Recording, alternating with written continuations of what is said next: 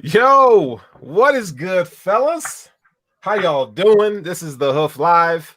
Y'all already know what time it is, okay? I'm your host, Sterling. We got some special guests. Eric is out sick. All right, so sounds like he got too trashed after the Bills win on Saturday night. He hadn't recovered yet. That's right. All right? Yeah. So he's struggling. He's struggling. He's struggling. He had to go to work the next day. So. Hey, to each his own, man. If he wants to be irresponsible, I'm just gonna let him do that, right? But we got special guests. We got my man Nate Geary from WGR. What is good? And then we got Champagne Poppy, well down there from Why So Serious Podcast. What's good, man? There it is. What's happening with you, man? Hey, I appreciate y'all having me on your show. Oh yeah. Anytime we can get any of you guys on, man, it's all a blessing, man. Seriously, we got a big Bills community of content creators, and people think that we don't like each other, but we all are real cool. It's not even. It ain't even like gang wars, dude. It ain't even like that around here. No, except for this dude coming in this group chat and calling me Ron Jeremy. What's up with that? That's kind of strange. Hey, no. A compliment? Yeah, dude. That dude is funny as hell, bro. He's giving me all kinds of nicknames, dude. That's my guy. That's my girlfriend's guy. on the couch like that is not Ron Jeremy over there. That's my dude. Y'all got to get up off him, man. That's the homie right there. But anyway, before we even get started, we got to give some shout outs, man, to people who are already in here rocking with us. We got Rupert Gary. What's good, my man? And hey, Zor, that's our guy. He's always talking shit. We love it. Jared Goffrey's in the house, man. Let's go, Buffalo. Smash that thumbs up for sure. Reptile always keeping it real, man. And who invited Ron Jeremy? Well, I did. That's right. Hey, but this is the Hoof Podcast. This is the Hoof Live. This is how we get down. Guys. Dude, it's good to have y'all in here tonight, man. And for those of you wondering, y'all already know when the Bills win, I have some wine. We're not a little cup wine, nonetheless. Hey, but you're drinking the wine out the red cup, though, man. What's up with that, man? Hey, COVID rules. Yeah, dog, you gotta. Hey, I was drinking it straight out the bottle. To people like, why are you drinking it out the bottle? It's like, okay. That's why I'd have the box wine. I'm just gonna.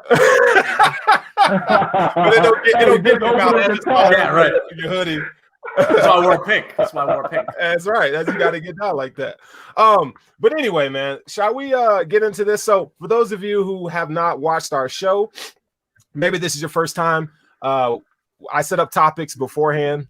Our guys do not see it. We kind of put them on a hot seat. This is kind of a debate, we just talk things through kind of show. We do have segments. And tonight's a little different, seeing that we're coming off a big win that we haven't seen in decades. It's been a long ass time since we won a divisional game. Right. We're gonna spend a lot of time talking about where these Bills are going, where we are, where we're going. So, if you guys are ready for all this, we look, we got some. Joseph is up in here. Hey, they loving you in here, dog. Look, Lone Wolf. I'd still be married if I had the assets of Ron Jeremy. Damn. Yo, that's classic. That's a good one. I don't even know what to do with that. That's good. Hey, y'all clowning, man. Y'all clowning. Hey, that's all we do on this show is straight clowning. It's all fun, man. It's all fun. All right, so this is what's popping. We kind of go around the league, talk about the latest and the greatest. What's going on in the NFL. We got limited amount of teams, but there's always stuff to talk about. So this is what's popping. All right, y'all. So first topic. Who will represent the NFC in the Super Bowl? Oh, boy. All right, so we got the Bucks and the Packers. Now, I will say this. I hate both equally, okay? I hate the Packers. This is why I hate the Packers. They got too many damn fans. They're everywhere.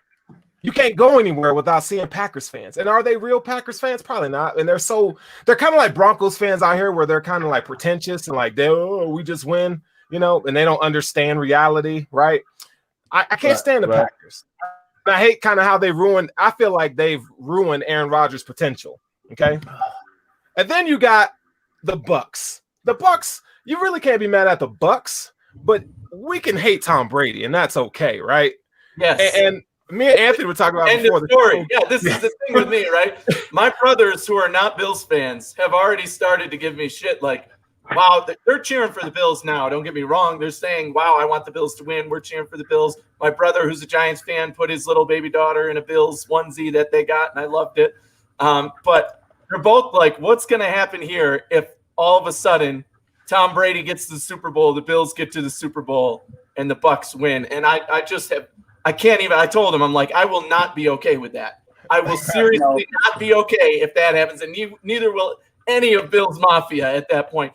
Look, if the Bills make it and we lose to the Packers, we made the Super Bowl. We can feel good going into next year that this team is going to get better, that we're going to have a chance next year just as well, and we'll get back at it. But if the Bills lose to the Bucks in the Super Bowl, to Tom Brady again, oh, my God, that's a nightmare scenario. That's not even considered. So who am I rooting for in this game? 1,000% I am rooting for the Green Bay Packers. And I don't even care. I know people are like, the better story would be if the Bills beat the Bucks. Yeah.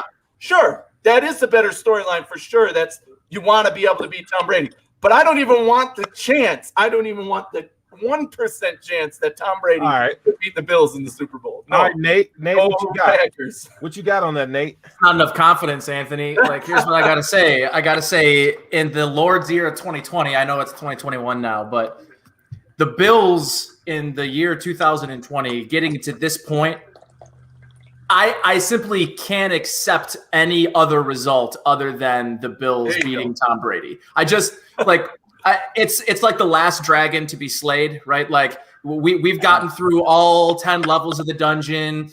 We slayed every other dragon. This is like the 3-headed dragon that's waiting at the finish line, and you ain't getting Cinderella unless you slay that dragon. And I think it would just be the proper story, you know, like it would just be the fitting end to what has been like one of the most magical runs that, I mean, I've ever been alive for. So I get it though. Losing to Tom Brady, but I'm just not going to even let that thought process creep into my mind. That's scary as hell though. I get part of what I want to. Anthony, you can't talk anymore. Hold on. I'm going to mute you. Okay. So we got Ashley, what's up? The oh so pretty Ashley Petty in the house. What's good, Ashley? How are you doing? Okay, Ashley. Okay. What's up? Sorry I was a couple minutes late, but I had to do a special video that is coming up from Brother Bill and friends. So nice. That's why I was a little late. But little tease there. Looking forward to it. Yeah, we got a little Tom Petty on the way for you guys. So don't know how great it'll sound, but we did it. So you know. Okay. Okay. My opinion on this topic. So I've been talking with a lot of people in the gym. In the gym, you get a very diverse crowd of Bills fans. Yeah. So to be honest, I almost want to play Tom Brady. It's almost poetic justice that this is what it would come down to in the year of 2020. Yep. Where our Lord's year. See, you know, Tom Brady, you got Rob Gronkowski too. Don't forget that dirty hit on Tre'Davious White a couple years ago. You know, that's going to come back into play. You got how many storylines? You got Rob Gronkowski being from Buffalo. You got Tom Brady, David and Goliath with Josh Allen. Yeah, I mean, there's just so many storylines that could come from this, and I'm so confident in this Bills team now. They're not the same team that they were, you know, when they used to play the Patriots. This is a different defense. We saw them only allow 3 points to the Ravens. I mean, I'm just expecting a completely different look on offense from the Chiefs game that we saw earlier I'm sorry, I went into a totally different topic. But I think we could agree. I think we can all agree that this version, the about to be collecting AARP version of Tom Brady, is one that I'm willing to take a chance with. I mean, I'm going to tell you that the Tom Brady we saw against New England, or not New England, against New Orleans, was not good. He really didn't deserve to win. It was Drew Brees that lost that game, not Tom Brady that won it. So, correct. I think, in my opinion, I think the Green Bay Packers are the best team right now. Yeah. Outside the Bills. I I think the Bills and Green Bay Packers are the two best teams. Outside of the storyline, I'd be picking the Packers in this game too. I think Tampa Bay, like you said, they got lucky against the Saints, who kind of beat themselves and weren't playing to their strengths, and they played the easiest team to ever make the playoffs in the first round. So they're not really. They certainly haven't had to play teams like Indy and Baltimore to get. No, that's true. That's true. I want to hear respect on Tyler Heineke's name though. You better put some respect on that man's name. Hey, I want to hear from Champagne Poppy though. Champagne Poppy. Oh my God, naughty Champagne Poppy. I'm thinking, man. Hey, listen. I'm right on board with Ashley. This would be poetic justice, man. It's been a crazy year, but for me, man, I've been watching this thing, man, with Tom Brady since all of my friends was playing back with Nate Clemens and Emos and everybody else, man. We've been getting beat up by this dude for a decade, and I hate that he escaped New England before we got this good to crush him in New England. Yeah. So even though we swept the season with them, it didn't feel the same for me. I mean, it looks good on paper that we beat New England twice, but I don't feel as good because it wasn't Tom. I want to play Tom Brady in the Super Bowl. I do not think that team will beat us in the Super Bowl. I think that, Green Bay is more poised to beat us than Tampa Bay would be. I mean, they got weapons. They got Tom Brady, but Tom Brady's the statue back there, man, that I think we can keep on his back. I think that, we put some pressure on him. His age will start to show. And I think that we can win that Super Bowl over them. So, yeah, I actually hope that we end up playing Tom Brady and company. Unfortunately, I don't believe they're going to get past Green Bay. I think that no matter what I just said, I think that Green Bay will beat them in this game coming up. Yeah. They're just too strong, man. Aaron Rodgers is slinging that thing all over the place, and they're just looking real sharp on all cylinders. Tom Brady and them, they squeaked by a few games. They got blew out a few games, so they showed a lot of weaknesses that I think that Green Bay will exploit. Okay, Champagne Poppy. Down there spitting facts, my G. So that's one thing, the title I wanted to have. He down there acting like he drinking coffee, but y'all know he ain't drinking no coffee. You should have seen the cup he had last week. You got some right here. That's what I do. I mean, look, man. Wait a minute. Yes. I got this cup I had last. It says loaded. That's you know what I'm saying? Wait, I mean, that's how we do it in Buffalo, baby, when we winning. Yep. Wait. Who made that for you? That's bedazzled. I went to a how do you get that? I went to a 70s party in a pimp cup. Huh?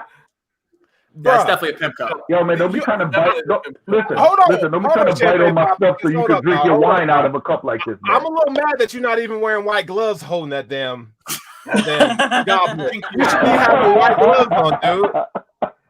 Where the white gloves at? And the pinky's up. Pinky's up, dude. Like, he got a goblet down there. God dang, Game of Thrones. Hey, when I really sport the joint, though, I had on a whole pimp cape with the rings and the necklaces. Oh, come on, man. I know how to do it when I go to a 70s disco party. Hey, I swear to God, dude, and this is not a lie. My uncle was a pimp in Philly. Dude will wear the glove. I mean, he had the cane. Talk about smacking bitches. I swear to the Jesus. Charlie Murphy shit. I like that. Yeah, Charlie Murphy, like, I'm going to slap you. Like, where's my money? Oh, Champagne Poppy, it's so good to have you on. So, all right, so let's bring it back in.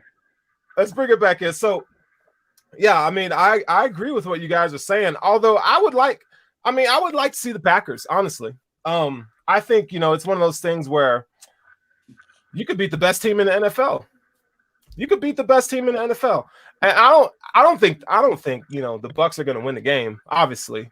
But beating Rodgers, man, I mean, how many every time the Bills score, I'm doing a discount double check every single time, bro. Every time. It would be the crazy thing to me too. And if the Bills end up getting to this point, right, and they end up finding a way to beat the Packers, and let's say that's what ends up happening, but to go through Lamar Jackson, Patrick Mahomes, Aaron Rodgers, 1, 2, 3. Yeah. And Phil Rivers, who did amazing in the playoffs with it. I mean, that would be. And I was watching. I think it was maybe NFL Network. They were talking about, does Josh Allen need to win a Super? What does Josh Allen have to do to be considered a true superstar, not just a star? Because he's a star, but to be a superstar. Oh, wow! That was the best segue ever. Oh, I didn't. God. Can you guys tell I'm in radio? Yeah. Transition here. Look at that. Man. Man. Okay, so let's hear your thoughts on this. Okay, so Nate, because Nate has to leave in 20 minutes, so which is totally not cool, but whatever. So Nate, we're gonna start with you. All right, we can go with you next. We'll end with you, Ashley.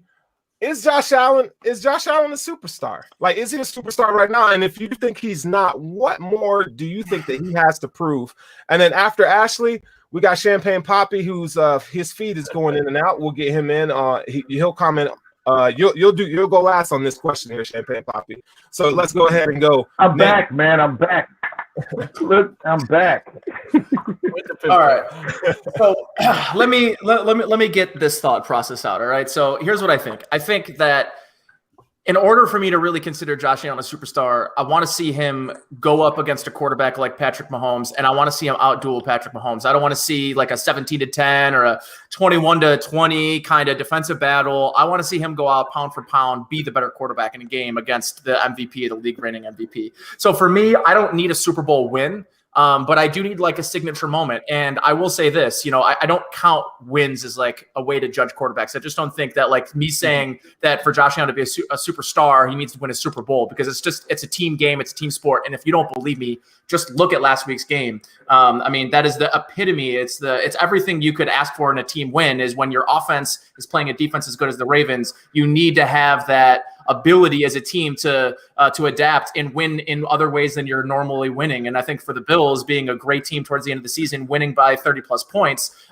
you're thinking the Bills are going to walk into the playoffs and do the same thing. And it's a different level. The people, they're gripping they're gripping the ball tighter. And there's just a different level of competition when you get to this time of year. And I think for the most part, guys, we're just not used to what it takes to win this time of year, because we've never seen a team do it. So, for me, I think it goes down to, I don't think he needs to win a Super Bowl, but he's got to have the signature moment. I think he has the opportunity on Sunday night to have that signature moment.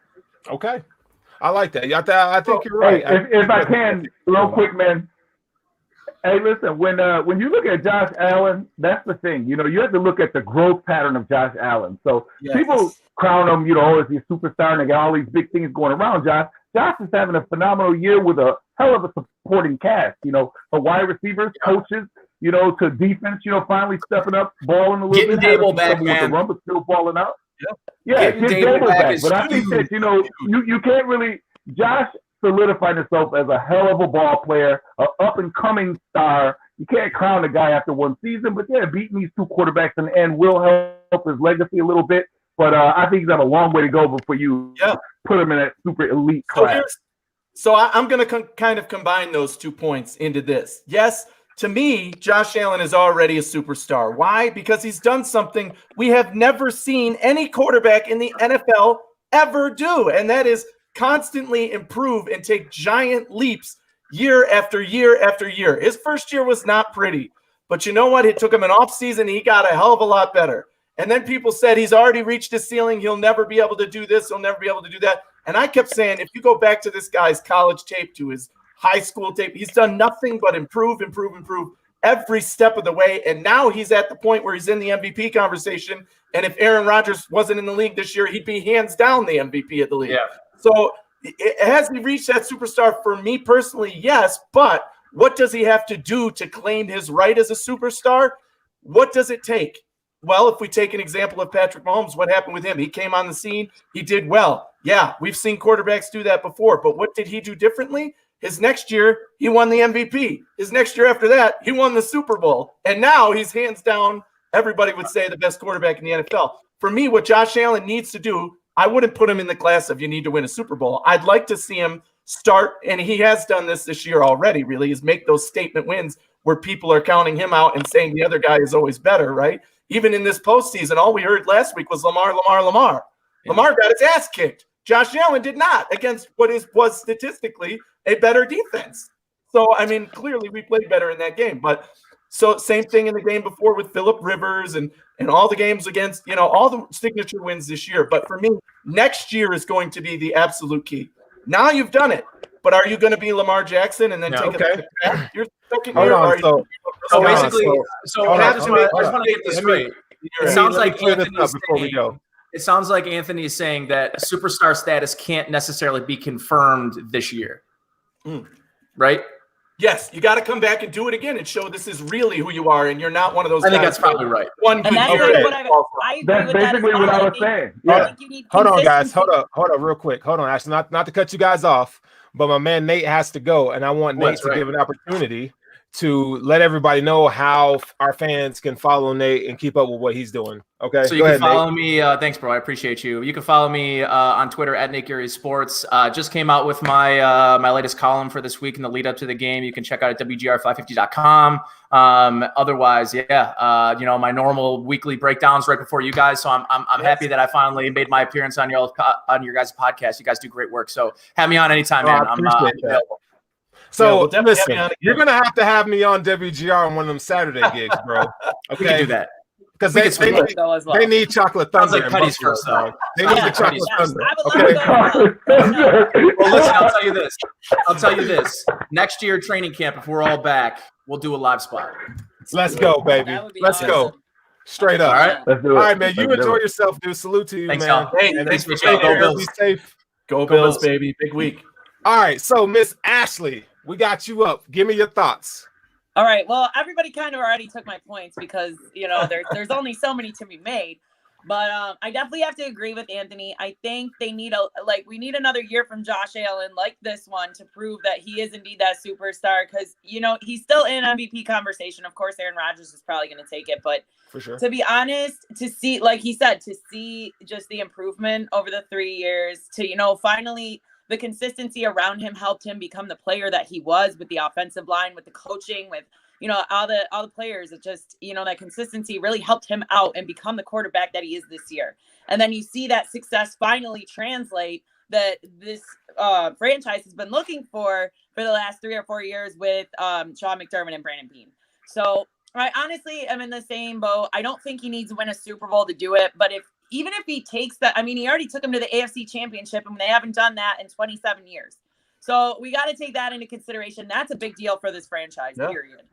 And I'm just excited to see where he takes us in the future. I think we could consider him superstar status, so to speak. If we see, another 10-6 or above record next year, and you see him taking us, into at least the Divisional or AFC Championship next year too. But I think he's become sort of a media darling this year. Let me address he's the Cinderella story of this year. He's taken a team that's been horrible for years and finally put them on a pedestal. So I want to address this comment right here first, because somebody's saying, well, it's now for Josh. He has to win the Super Bowl. Agreed. I'm not saying he can't win the Super Bowl. Trust me, I'm picking him to win the damn Super Bowl. But I'm saying that winning a Super Bowl is something that does not put you in superstar status. It does for us as Bills fans and as Buffalo, but not in the NFL. Right. How many quarterbacks can we list that were garbage quarterbacks that ended up winning a Super Bowl? Or, just mediocre guy, Trent Dilfer, the classic Ravens defense and all that, right? It's not winning a Super Bowl that's the stat. Will that make him a king in Buffalo forever, regardless of what happens? 100%. If he ever plays another snap, absolutely. But will that make him a superstar in the NFL? No. He has to prove that he can stay at this level. But to my point earlier, there's nothing factually, the data, everything he's presented shows that he has constantly gotten better every step of the way, and there's nothing to say that he's suddenly going to peak even. All of the stuff says he's only going to continue to get better, and that is a scary thought for the rest of the NFL and a great thought for Bills fans. No, it is. And, that's exactly what I was saying, man. Josh is a big work in progress. Josh is a huge work in progress. He is a star for sure. The boy's balling out of control right now. But you can't listen to general Bills fans, because general Bills fans, they love anybody that's helping us win. If you put them on their back, man, they're cheering left and right. As soon as you fall off, though, they're going to have problems. But Josh is not at that level yet where you can put him, maybe MVP of this season, but are you going to say he's going to be this way for 5 years? You don't know, because every year he's improving, every year he's getting better. But if you take away a couple of his keys, can he still be that productive? Can he still be that superstar that adapts to adversity in the future? That's what it is. Right now, he's got a supporting cast, a hell of a play calling coach, and all the weapons you need. Let me disagree with you on that, and I'll tell you why. Because what Josh Allen has, and in my opinion, a lot of quarterbacks don't have, is those intangibles. Like when you have that chip on your shoulder, we're talking about a guy who didn't have any college D1 offers. I mean, this guy has worked his ass off for everything that he gets. So he's not one of those guys that's going to come in and think he's arrived ever because the national media and everybody's always talking shit about Josh Allen. It's like a thing. That's why there was a website on the pre-draft was joshAllenSucks.com. Okay, that was a real thing. And so when I think of Josh Allen, the superstar, I think of, okay, what makes a superstar? And Nate Geary mentioned it. It's a signature moment, right? And we need Josh Allen to have that signature moment. And for you to be able to knock the king off, which is Patrick Mahomes, that is, to me, that's a signature moment in Kansas City. Yes. Okay, they're going to have 17,000 fans in there. They're loud. You talk about Buffalo with 6,700. It's going to be loud in there for and they're known for that. And it's a big deal. Go ahead, Ashley. You got something to say? But I'm nervous that this week they're going to say, well, Patrick Mahomes' toe is injured. Oh, yeah. He's got the concussion. That's exactly so right. Technically, even if he wins, it wasn't actually like. And I was Josh Allen can have a 158.3 quarterback rating, and they're still going to say they're still going to die. Yes. Yeah. Exactly. I mean, there's the haters that will always be haters out there. Look at ESPN. They will never give the Bills credit. What was their headline after this game? How did Lamar Jackson and Baltimore lose this game? Does Lamar Jackson deserve to lose? They didn't lose shit. They got beat. The Bills won this game. They dominated them. Balled out. Beat down. They got beat down. And to that same point, Mafia Mom, what's up, Mafia Mom? She's saying here, but Mahomes has a supporting cast, and that doesn't take away from his status. You're right. They've never said this about Mahomes. Why? Because they were high on Mahomes coming out of the draft, because Mahomes was supposed to be great coming out of the draft. That's why he was drafted where he was. Because he came on not necessarily in the draft, but he came onto the scene.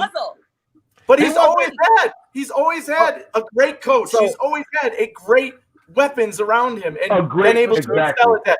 Nobody's ever questioned his integrity because he's them, and that's he walked just down unfair. to a 10-16. He was the last piece of the puzzle. He walked into a golden picture, though. He walked into a great coaching system, great receiver. It's different. Yes.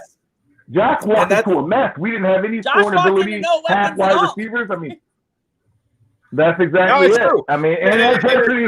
And you remember from day one, Josh walked in with adversity with the whole comments he made way back in the day. I mean, half the city not sure if they even like the guy. Then he steps on the field and he's doing rookie things. That happened. So yeah, he did do that. You can ask Eric. I was like, bro, this dude. I ain't trying to get no good old boy in here, quarterback for the Bills. Right, exactly. I remember many of us wanting Josh Rosen over Josh Allen. Yeah, I was one of those people. I'm not going to lie. I wanted Baker Mayfield, then I wanted Sam Darnold, then I wanted Josh Rosen, then I wanted Josh Allen. See, I figured you would say that, Ashley, because you want that sunshine white boy looking dude just come up in there, just fix the hair. She ain't even on that committee, dog. She ain't even on that committee. Not even. I just like his spunky personality and the fact that he wouldn't be afraid to stick it to another team. But I'll tell you, Josh Allen has done the same exact thing. I mean, I'm on record. In a tasteful, classy way. I'm on record as a Baker hater. Girl, I'm just messing with you, Ashley. I'm on record as a Baker hater, but anybody who liked Josh Rosen coming in, I don't understand what you were watching, because I was just like, I still say it. The guy has zero personality. I didn't like the way he played the game. I'm like, he talks and he's just like, and I'm like, what is it? I don't want this guy to score. If I had my pick, I was probably on the Sam Darnold train if I could have any of them. Once the Jets traded above us, I knew we weren't going to get Sam Darnold, so I was like, well, we'll see what happens now. It is what it is. It is what it is, right? It is what it is. Hey, listen, y'all can't be hating. Y'all can't be hating on Josh Rosen because y'all didn't have a hot tub in y'all's dorm room, okay? The guy had a hot tub in his dorm room. Yeah, he did. He did.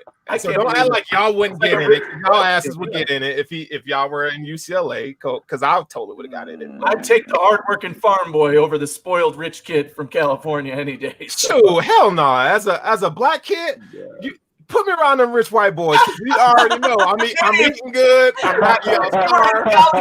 Your mama gonna love me. So it's all over again. You're in the NFL trying to win, going up against these guys. Your mama might really love me.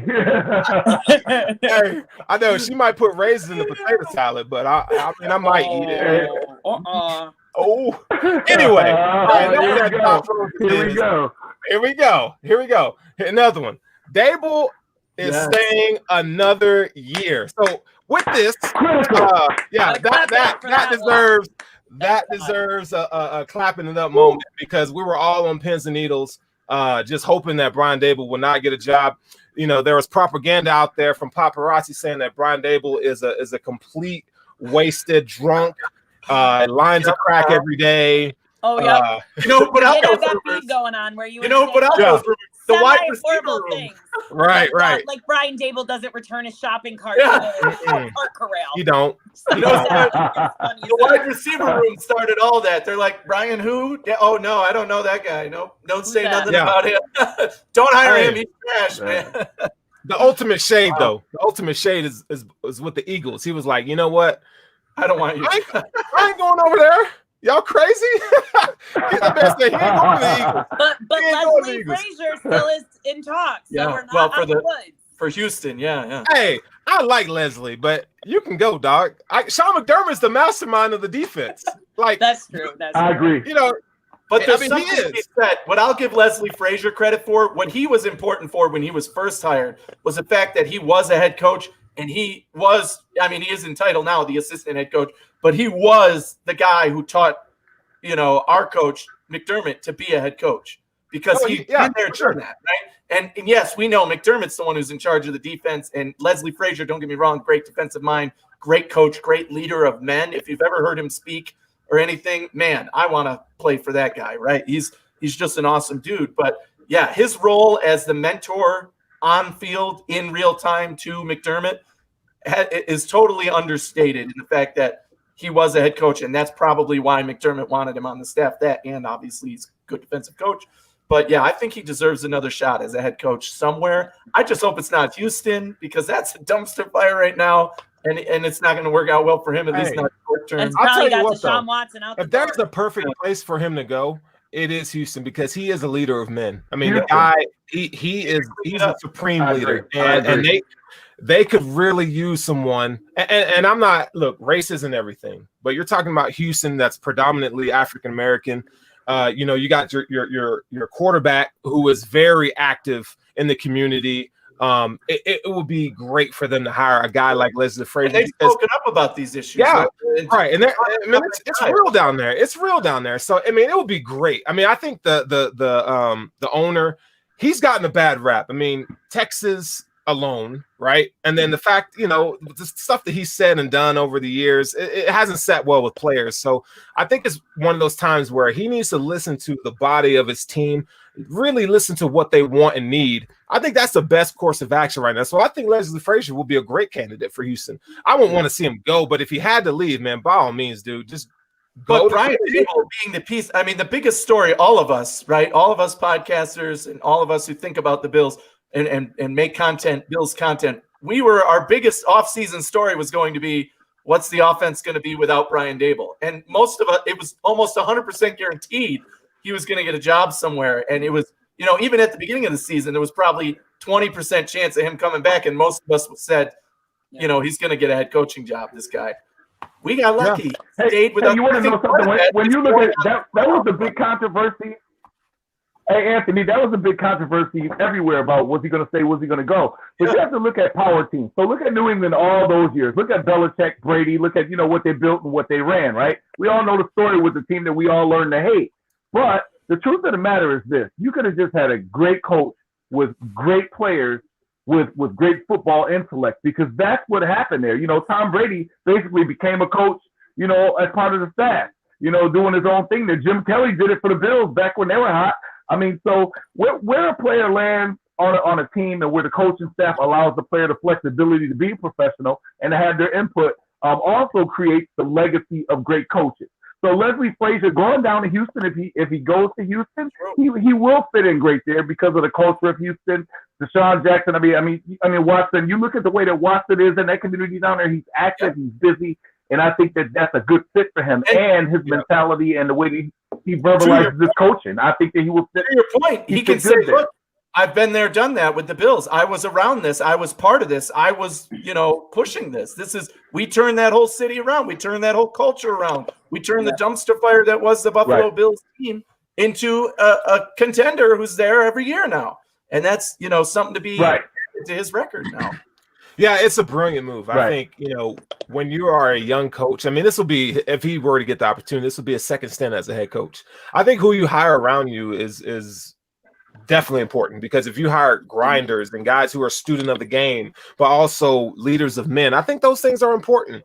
And you have to have the right staff. Like as Bills fans, we all know, like Rex Ryan and the staff that he brought in, it was rough. I mean, it was Rob Ryan. Oh, dear God. It's like having a substitute teacher every day. Like, don't nobody give a shit. You know what I'm saying? Like, we're eating ice cream all day. Yep. He was amazing. And Rex Ryan just booted him out the door because they didn't agree on the defensive schemes. And it was horrible because that was one of the times our defenses was at its best. Yep. We had, what was it? I want to say we were top of the league in sacks that year. Mario Williams, Marcel Darius, right? Hughes, but we couldn't stop the run. Yes. No. People run all over our ass. I was like, but we can sack quarterback all day. But if you want to run, hey, that's 50 yards that you got. As soon as they got outside that tackle, they were to the crib.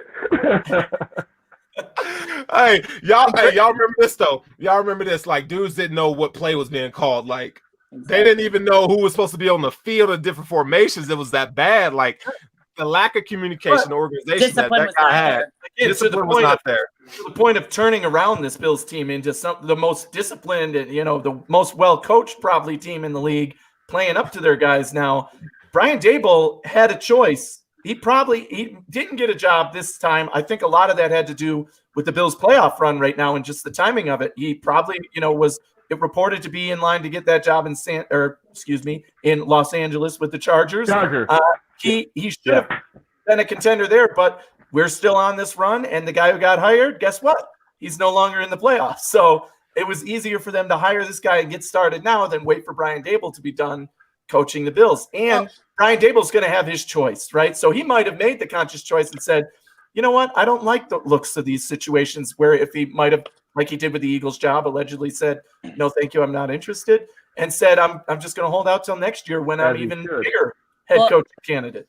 And that's what I was going to say, because it's a blessing in disguise that he turned down all these other jobs, like the fact that we just keep going and all these other guys were kind of sitting on the bench waiting to get their number called, and they did. And now, there's only 2 head coaching jobs left, and it's looking like he's not really trying to go into either of those situations. And he should have his pick of the litter because he deserves it. I mean, he's earned it. Yes.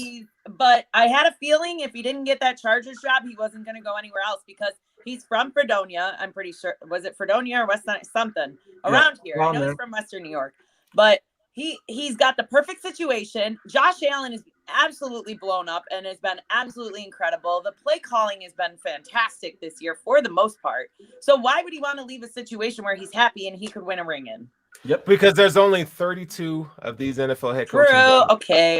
You know what I'm saying? Like, as much as we want to tie to Buffalo, it's great and awesome.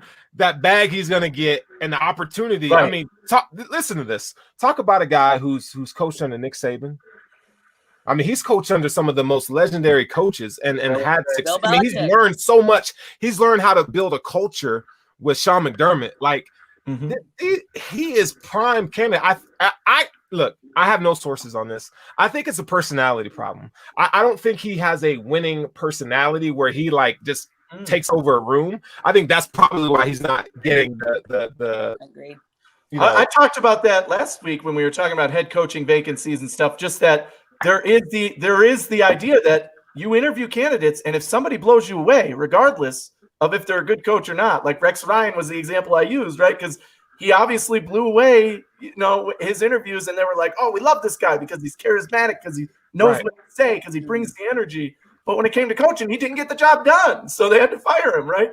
And I think that's what happens. There is something to be said. I can't say that Dable doesn't interview well. Well, but maybe. It's not as simple as that math, though. It's not as simple as the math of, you brought Rex Ryan in, he didn't get the job done, and any other coach before that. Because, like, on our podcast, we were talking about it a few weeks ago, and I always talk about it because, like I said, alluding back to my friends, like, I was literally Emo's best friend, Lee Evans' wedding. I mean, I'm good friends with a lot of the older guys that have played back then. The point I'm making is, listen, the point is this, man. Back then, the Buffalo Bills were not even trying to build a legacy. They literally were treading water just to try to sell a damn team. I mean, they were not trying to build what they're trying to build now. We've had so many elite players that have had offers to come to Buffalo back then. When we were on the cusp, player-wise, where we could have had some players maybe making some playoff runs, and they wouldn't come here because they knew the organization wasn't about winning. Now we can attract anybody that's elite to Buffalo. They'll come here, they'll play. They'll come here, they'll coach because they know that we have owners that are trying to build something in Buffalo to win these ball games. And look where we are now: playoff, potential Super Bowl. It's a different mentality in Buffalo. Albert, listen to that, man, because he's on to something. Look, if you talk about free agency, now that the Bills have a legitimate quarterback, I mean, you have a dog, like somebody who like he embodies like the culture, like Buffalo, like blue collar. We're gonna get it done. You can't stop us. Like that is attractive. That's why him and Stephon Diggs are so tight. I mean, it just kindred spirits, man. And the fact that I mean, you just mentioned that free agents are gonna want to flock to Buffalo. We are no longer Siberia, the place where wide receivers go to die. Like you can come here and be the best version of yourself, not only off the field, but on the field. Yeah. And you're gonna get a ring. Like, who doesn't want that? Right. People are going to take discounts. Exactly. Y'all remember how 100%. And we would look at the Patriots like, oh, shit, they're going to sign, Belichick's coming out the damn, the Steve Austin music, right? That's what it's going to be like with the Bills now because people are going to – he has an attractive winning personality and people want to be like a part of a mission, right? That's what it is. That's what it is. They want to be a part – hey, man, they want to be a part of what they've been jealous about all these years. With Buffalo's fan base being the best fan base in the globe. I mean, we definitely have that, right? We were the best fan base, even when we lost every damn game. So now that we're winning, that fan base is going to be better. You have an organization that's trying to win. I mean, who is not going to want to come and play here? We showed up and you saw Stephon Diggs playing catch with those guys, the wild card team. Yeah. He's out there throwing the ball to fans way before the game. Yeah, that's cool. You can tell he wanted to meet the mafia. Yes. He wanted to see the table jumping, even though that's not what we embody. He wanted to see the craziness, the yelling. And even last week, I was at the game. Our hands were red. I had bruises on my hands, and they were swollen from pounding on the bleachers. Like, I might have a voice, but I'll tell you what, we were kicking the bleachers. We were hitting them. We were going crazy. And Baltimore said it worked. They're like, man, those fans were crazy. 6,700 sounded like 67,000. And that's awesome. Yeah. Did y'all, okay. These players want to be around. They want that fan base. Could you imagine if we had everybody in there? That you would hear that in New York City. Come on. Let's go. Okay, so Ashley, and I'm gonna let you start off with this one. Okay. This is our Hoof or Bun segment. So we'll go with Ashley. Anthony, we'll go to you. My guy, Champagne Poppy on the bottom, who's slaying it tonight. We're gonna go with you. Okay. Hoof or Buns is our most valuable player, and Buns is our least valuable player. It could be from any team, any game that you want to bring up. So the fact that, and I'll start off with this. I'm not going to give you who my MVP is, okay? Because my opinion doesn't really matter because I really want to hear what y'all got to say. But Ashley, walk our fans through the moment Taron Johnson picked that ball off. Tell me. Okay, so I want to know like how you were feeling on that drive when they got that first down on third and 14, Lamar Jackson, 3rd and 13, and Lamar Jackson got a 15-yard run. And walk me through that point. Like what was going, like give me like the aura in the stadium. Like what did you see? What angle? Like, so to be honest, that entire game, first quarter through fourth quarter, when we were on defense, we did not stop. We did not let up. We kept being loud, cheering, pounding, doing whatever we could to be as loud as we could. and get this team this W. So we're watching this happen, and we're getting a little discouraged, obviously. But I was actually sitting behind the end zone where Taron Johnson picked it off. And I'll tell you what, the minute that happened and we saw him catch the ball, I had a headache from yelling. I yelled louder and louder as that man ran down the field. Every 10 yards, I just got a little louder. And by the time we got to the end zone, we were all so exhausted. We're like leaning over, just like ready to pass out because we're so excited. We didn't know what to do. I was almost in tears. I'm hugging people I don't know. Like, it's one of the most, I would have to say, I've been season tickets for 6 or 7 years, and I've been going to games for about 10. I mean, since I was a kid, but regularly going to games for about 10 years. And I'll tell you what, that was one of my top 3. Absolutely. It has to be the best moment in the stadium I've ever experienced. One of the best moments in Bills history right there. Seriously. Sure. And it was just watching because we even heard Taron Johnson say, he's like, I wasn't sure if I was going to run that one out. He's like, I almost thought about kneeling it. He did. But I was yelling at him to kneel it. I'm like, what are you bringing it out for? Don't bring it out. And he brought it out and ran. But watching it on TV, I don't know if you've seen the replay, probably, but the angle on the TV, it looked like he threw a touchdown pass. It really looked like Lamar threw a touchdown. And I was like, what happened? And then from another angle, I've said this to a few people. The Bills were wearing their blue tops and their white pants, and the end zone is blue and white. So when he threw that pass from the front angle, you literally could not see Taron Johnson. I honestly think that Lamar threw that not seeing Taron Johnson there at all, which is his mistake. But, oh, my God, what a play by Taron Johnson. 100%. And he totally cut the route. It was incredible. Yeah. He said something about him trying to follow the tight end, or he saw the tight end do something else, so he undercut it. And it was just perfect timing on Taron's part. And I'll tell you what, he was the spy on Lamar Jackson at practice. He was the spy the whole week. So he did his job extremely well, and you love to see this team just have players each week, different players each week, step up and do their job. And that's exactly what my reaction to that play was. I literally froze. And this doesn't happen to me often, as people who watch this show will know. I got a lot to say and a lot of reaction. I'm a very outgoing guy, as you could say. But I literally froze. I could not believe it was happening before my eyes. I froze. I stared. Everybody's screaming around me, and I just was like, am I dreaming? Did this really happen? Yes. It took me like 5 minutes before I even celebrated because I was just frozen in front of the screen watching. Like, it happened. We did this. Oh, my God. Right. It was an incredible moment for sure. All right, Champagne. He done eating grapes, y'all. Yo, man, that's some cheese, man. Where's the wild card? Cheese on y'all. He got a charcuterie board over there. Why not? God, hey, what were your thoughts on that drive, man? What were your thoughts on that play? Listen, man. Yeah.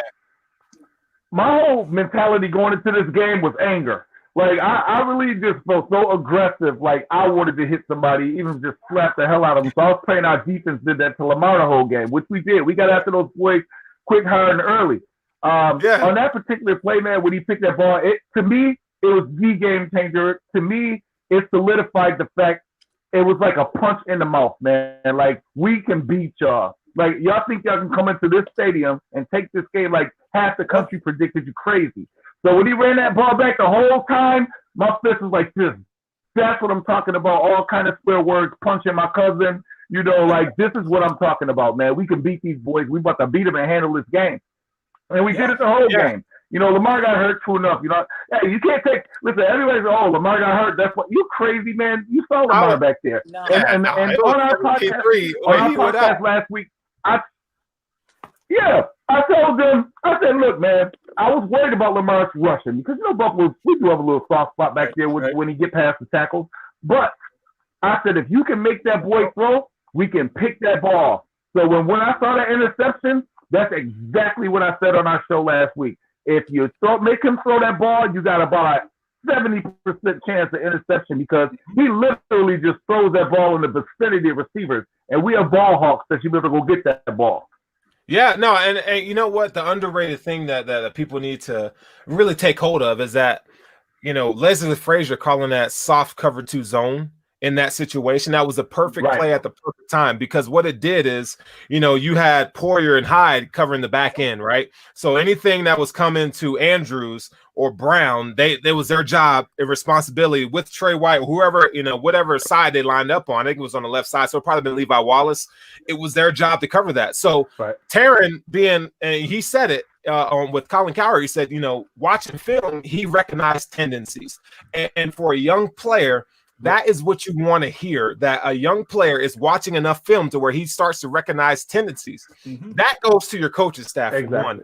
Leslie Frazier and Sean McDermott did a hell of a job calling that defense the whole game. But in that particular moment, not that they knew that it was going to be a interception, pick six, but putting their players in the best position to make a play. Now, Taron Johnson, where he excelled was watching film, watching the damn film. That he left his assignment, right? And he went over and intercepted the ball. That's a playmaker. And that's, we know that's the second pick six of the season because the guy is becoming a student of the game. And that's what you have to, that's between being good to great. Those are the things that you have to do. If you want to be a Super Bowl team, you got to show the characteristics of being good and great. And that's what they did right there. So I was excited. I was like Anthony, I was like, I couldn't believe it. Like, did that happen? I couldn't believe it. Like, hey, and I watched the game by myself. Dude, I was straight flexing. Like, hey, dude, I was in here like yelling and screaming, like excited. My phone's going off. Like, everybody's like, oh my God. Nobody thought the Bills were going to win, right? Nobody thought the Bills were going to win. So it was a great moment, man. It's one of those things I'll never forget in my life. I just hope that I want to see more moments like that. I want to see Josh Allen just straight eviscerate the damn Chiefs on Sunday. Absolutely. Like, I want to see Josh Allen coming of age, signature moment where everybody I want it to be, and I'm totally serious. I want it to be where no one can say Josh Allen ain't that dude. But you know what they're going to say. If of course they still will. What Ashley said earlier. He's still going to be playing against that defense, though. So he should be able to still be assertive. So it doesn't matter what they say. Allen will shred that defense. Right, that's what I mean. He'll spread that out. He'll take whatever they give us, man, and exploit them. I don't care about the comparison of, hey, Mahomes might not be 100% or he might not play. I don't want to hear it. Less. Ain't nobody 100% right now. Defense. I want to eat that defense up. Straight up, all day. Hey, you know what's funny though right now? Because we got Chiefs fans in here talking shit in the chat, and I ain't even putting that up there. We ain't even. It's like they want to. Look, what do you the Ravens fans are all chirping and where are they now? Sharon, thank you for watching the show. And the fact that your Chiefs don't have as cool a media doing podcasts like this, okay? They're not as cool as good and cool as we are doing what we do. So you coming over here and watching us, poor little Bills fans from Western New York, and we're in Denver and they're in New York. That's how we get down. So thank you for coming and watching the show. But hey, your Chiefs are going down. So you can go on and put whatever you want, be a Twitter champ or whatever you want to do in there in the chat room. It's all good. It's all love, but your Chiefs are going down. And I hope Mahomes play. I really do hope that he plays. Okay, so moving on. Okay, so Hoof or Buns. So, but you cannot pick Taron Johnson, and you cannot say the defense as a whole. Well, then what was I supposed to say? Because that was my guy. Because that's like being in Sunday school and be like, the answer is Jesus. Like, duh, we know. Like, give me something else. Give me something else. Ashley, we're gonna start with you because you're looking like, oh my God, I don't know. I really don't know who to pick. You better come up with something. You better come up with something. Come on, get it out. You know what? All right, I'll go with Jerry Hughes, and I'll tell you why.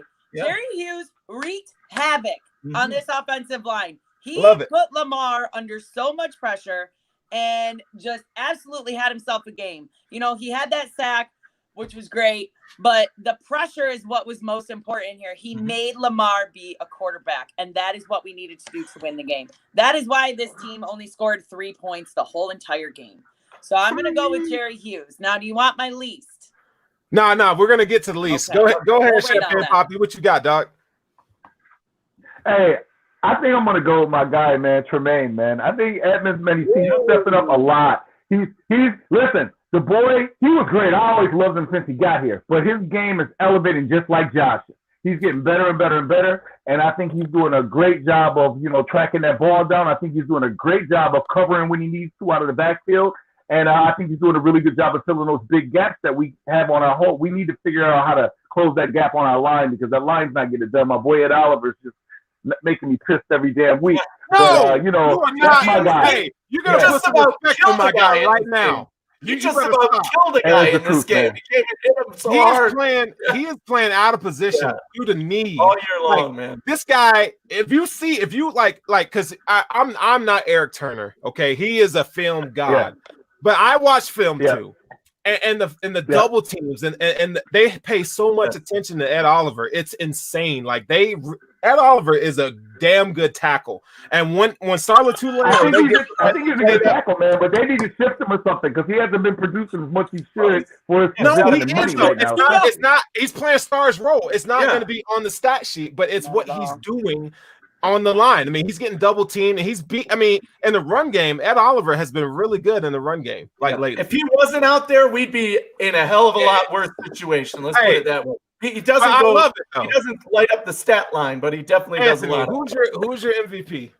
When we did our predictions on the Friday show, one of the things I said was that I think John Brown's going to be key in this game. He's going to lead in receptions. He actually tied Diggs for 8 receptions in this game. He did have a big game. I'd say not quite as good as Diggs in this game, but certainly as many receptions, certainly as many big plays. Definitely played a factor. But if I'm going one guy, Matt Milano. In coverage, Matt Milano made 2 or 3 huge breakups that were awesome. And I was just like, yes, this is Matt Milano's thing.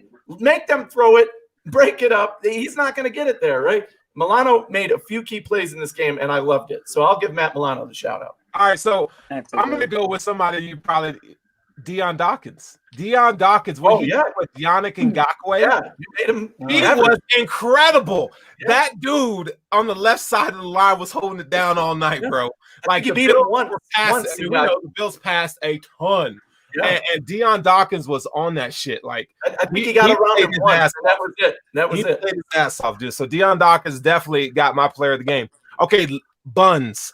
Who is Buns? Ashley, we're going to start with you. Who was Buns? Give it to me. All right, I'm only saying this because Anthony said I could, but the wind really threw this whole entire game off, and you have to wonder if it would have been different if the wind was dead. Now, I was obviously there, so I could feel this wind on my face even through the mask. It was cold. I'm not going to lie to you. We had 5 layers on top. We had 5 layers on the bottom. We were cold, and you could feel that wind. And even if you go back and you look at the replays on some of them, even where Josh overthrew stuff on Diggs, you could see the flag on the goalpost literally go the opposite way, and he overthrew him by almost 10 yards. Yeah. So in reality, you have to wonder if this game would have been different if the wind wouldn't have thrown, if Justin Tucker would have made those kicks. That's a completely different game. That's a completely different score. I mean, it only would have been 9, but still the momentum swing could thrown everything off. Yeah, that ain't our fault. The wind was bad. Shit. No, and I don't care about the fact that it was bad and that helped us out because the rain actually made us lose to the Chiefs earlier this season. That's right. But we'll get into that later. Okay, great point. Anthony, go ahead, dog. Our guy Eric, if he were here, who he would say right away, and he was in our chat that we have during the game. You would go Tyler Bass because he's a hater. And I already we both shut him down on that one because 99 out of 100 people polled before this season would tell you that the best kicker in the NFL is on that Baltimore Ravens team, Justin Tucker. All right. And he missed 2 of them from shorter than the 2 that Tyler Bass missed. So to me, if the best kicker in the world who plays on that team missed 2 kicks and your guy missed 2 kicks, your kicker is just as good as the best guy in the world. So I'll take that all day long. I will not say Tyler Bass. If I had to pick a player in particular, I hate to say it, but Gabriel Davis, it was not his best day. He dropped a few. He missed that deep pass that was to him that he probably could have made a play on, and he just didn't reel it in. Okay. Dropped the end zone pass. I mean, it wasn't a good day for Gabriel Davis for sure. He's injured. I mean, notice he's been limping. He started walking funny in this game. Gabriel Davis we were calling for it. My friends that I was watching with were like, they need to just get him off the field. Put McKenzie in there because something's up. Yeah. But so hopefully he's all right this week. But yeah, definitely not his. All right, Will. Who's Buns? Will, come on. You know what, man? I was going to actually say Gabriel Davis too, but you want to know something? That was a hell of a point. Because I was thinking about those drops and those targets that he had that he missed. But I hate to get on a player, man, when they have a game that's a little bit off, and especially if they have an injury. He's been super solid for us the entire time. I honestly have been sitting here running through our whole roster, offense, defense, and the truth of the matter is, man, everybody played to the best of their ability. You know, Beasley, you could say, hey, well, he didn't have any targets. You know, they really threw to him, thank God, in a way. I didn't even want Beasley to get targeted because he's already hurt. I want him to be a decoy, if anything, because I'm hoping that he's better this week. And then if we get past that to the show, right? I want him 100%, you know, all weapons. You know, Nate Geary, you know, at all. They totally took him out of the game. Totally. Yeah. Nate Geary, who was here, and obviously Eric did the tape breakdown before our show, and that was one of the things they talked about, that Baltimore targeted Cole Beasley. He was who they centered their defense on. Like, we're not going to let this guy get the ball, and they didn't to their effect. But it wasn't enough because we also have guys like Brown and Diggs who are out there too. So yeah, they definitely successfully Beasley out of the game. Well, and I'll add this to what you guys are saying. And I know you guys mentioned Gabriel Davis, but the fact that Gabriel Davis drew Marlon Humphrey, that is a testament to how good people think Gabriel Davis is in the slot. Think about it. Because on that, when they were trips left, Gabriel Davis was the inside receiver, kind of did the Jake Kumaro on the post, right? The fact that they had Marlon Humphrey on him, that tells you a lot, because Marlon Humphrey is their best cover corner. Marlon Humphrey is probably one of the best slot receivers. If he plays outside, but when he's in the slot, he does a damn good job. So the fact that they had him on him, that was huge. That's a big ask for a rookie to go up against. So even though he didn't come up with plays, you know, now my buns is Devin Singletary, and that's my guy. Y'all already know that's my guy. Yeah. Too much flipping, bro. He slipped like 3 times. Playing in Buffalo for 2. Man, you can't get cleats and like kick yourself in the foot. Like, dude, come on, man. Hey, that is unacceptable. You ain't even that fast to be slipping. Twice. You're not that fast, bro. He literally, his back foot kicked his front foot and he fell. And I was like, I missed that. Being at the game, I totally didn't even see that. Yeah. Shoot, when you watch it on TV, you seen that boy got some Scooby-Doo feet, dog. He ain't. It wasn't happening.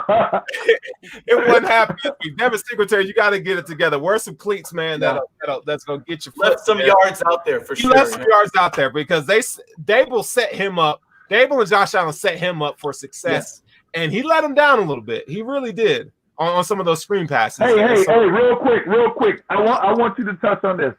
What do you think about that? Because we talk about it all the time, and other people do too. Our running game. I mean, I know Moss is out, but what do you think about our running game going into these finals, like going into this final round? I think, to be honest, we don't have a running game. We don't. Right. We don't need it. Exactly. But I think we can. It just depends on how. Like when we go into power sets, we are not good running the ball out of power sets where Josh Allen is under center. I think they need to continue to disguise the pass with the spread looks, right?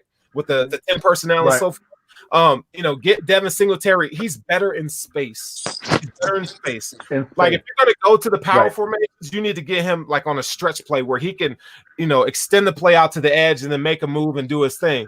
But like having him going straight up through the hole, that does not work. We don't have Richie Incognito anymore. That's what was going on in the Indy game, man. I was pissed watching that in the Indianapolis game. I'm like, why are y'all right up the gut with this guy? Right. If we had Quentin Spain, who was a better pulling guard, I think it will open up some more areas for him. But the fact that, Mitch Morse to the second level, but Devin Singletary just not fast enough. Like he doesn't have that X factor ability. Speed he lacks that. So like when you watch guys like Aaron Jones or you watch Cam Akers last weekend, you saw like that second gear come into play once they hit the line. You know what I'm saying? Devin Singletary doesn't have that. So he has to make his bones doing something else. So it's how they scheme it up. Terry, like you can look at a carry looking like, well, when they send Devin Singletary into the flat for a pass, that's kind of like the Bills' run game, if you will. Yes. So, but they're gonna. Here's the deal, though. They're gonna have to use it this weekend against the Chiefs just as a decoy, just to keep them honest. Mm-hmm. Because the Chiefs. But they already saw that in the first game because it was raining. We had to try to run and we couldn't. Yeah. I mean, granted, half our defense was missing, so that's totally different. The anchor of the line wasn't there. If Feliciano did not play, right? And they had some key injuries, right? So huge. I think that now with Feliciano, you got that meanness back. You got Deion Dawkins playing his own, and then Darrell Williams is killing it at right tackle. He has been, absolutely. I don't want to see Brian Winter. Yeah. Step it up a little bit more. If you ask me, I hate his name. Okay, but I think they have to be a little diverse in their attack this weekend for sure. This is my buddy Matt, and he's dead on with this, and this is exactly what I was going to say. We don't need the running game. We've been throwing the ball. It's been working. You have guys who can run the ball. Josh Allen can obviously run the ball. When they've left the lanes open, he's like, all right, I'm going to run it straight up the gut and get 10 yards. So, and just like he's saying here, who do they got either? They're going to depend on the pass. And I trust our defense against their passing game more than their defense against our passing game, because Chiefs defense is vulnerable. And I've been saying this the entire playoffs. Their defense is their weakness. That's what we can exploit. That's what we have to exploit. We can run the ball. We can. We just don't need to. And that's not our strength. So we're still going to pass it well more than we're ever going to throw. You can't go into any game, man, and just say that you're going to just, pass the ball. You got to keep in mind. You got to go in there and make so many plays. But Allen is still good at mixing it up, right? They still leave the running back there. He'll call the run when he can, or he'll do the play action, which has been working phenomenal for us, by the way. Well, it's just been like, oh, yeah, okay, there's that guy. Doom. Go ahead, Al. And then once you get to the red zone, Dable throws in a surprise thing where, Josh Allen's going to shovel pass it to somebody receiver who's going to throw it to another receiver. So you never know what you're going to get. And that's what I'm excited to see on Sunday. So let me remind you guys of the Super Bowl last year when the Chiefs were down 10 points. What were the Chiefs trying to do early in the game? They're trying to run the ball. That's not what they do. They're more of a spread it out, pass the ball. But the run is necessary, because when you run early in the game like that, you set up the pass. This is a chess match. Like if you just put 4 or 5 wide receivers out there all the time, defense is going to figure your shit out. Like you're talking, this is the cream of the crop in terms of coaching staffs with these 4 teams, right? So you have to be able to run the ball, and Josh Allen can't be the one that's always doing it, because we don't need Josh Allen running the ball all the time. No. We gotta have something. But they've shown that they can use Singletary effectively in that role as either a decoy in terms of run, right?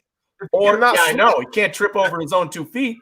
Shoot, even at the end of the game when they were trying to run out the clock, they were still passing the ball because he couldn't run. They didn't trust him to run, and God knows we didn't want TJ Yeldon touching it too much, because that fumble ability scares everybody.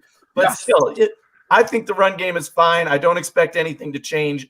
In terms of who's going to be there, it's probably going to be Singletary and Yeldon again for this game, and it's going to be the majority of the carries will go to Singletary. I think Singletary is going to have a pretty big game this week, because we can run on this defense. Yeah. Do anything to this defense.